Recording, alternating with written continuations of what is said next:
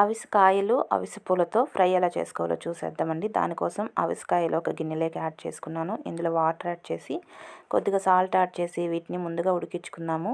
కాయలు ఉడకడం లేట్ అవుతుంది కాబట్టి ఇది ఉడికిన తర్వాత పువ్వుల్ని శుభ్రంగా క్లీన్ చేసుకొని ఈ అవిసె పువ్వులను కూడా యాడ్ చేసి ఇది కూడా బాగా ఉడికిన తర్వాత ఈ వాటర్ అంతా కూడా పక్కకు తీసేసుకొని పక్కన పెట్టేసుకోవాలి. ఇప్పుడు దీన్ని ఎలా ఫ్రై చేసుకోవాలో చూసేద్దాం. దానికోసం స్టవ్ మీద ప్యాన్ పెట్టుకొని ఆయిల్ 2 టేబుల్ స్పూన్స్, పోపు దినుసులు యాడ్ చేసి ఇవి చిటపటలాడిన తర్వాత ఆనియన్స్, కరివేపాకు రెమ్మలు యాడ్ చేసి ఇవి కూడా ఫ్రై అయిన తర్వాత మనం ఉడికించుకున్న అవిసాకు పువ్వులు కూడా యాడ్ చేసి ఇందులోకి కొద్దిగా సాల్ట్, పసుపు కూడా యాడ్ చేసి ఇదంతా బాగా కలిసేలాగా కలిపేసుకొని ఒక 3-4 నిమిషాల పాటు ఆయిల్లోనే ఫ్రై చేసుకోవాలి. ఇలా ఫ్రై అయిన తర్వాత ఇందులోకి వేయించి దంచుకున్న పల్లీ పౌడర్ని యాడ్ చేస్తున్నాను. మీరు కొబ్బరి పౌడర్ అయినా యాడ్ చేసుకోవచ్చు, లేదంటే రెడ్ చిల్లీ పౌడర్ ఒత్తేది అయినా యాడ్ చేసుకుంటే ఎంతో టేస్టీగా ఫ్రై అనేది రెడీ అయిపోతుంది.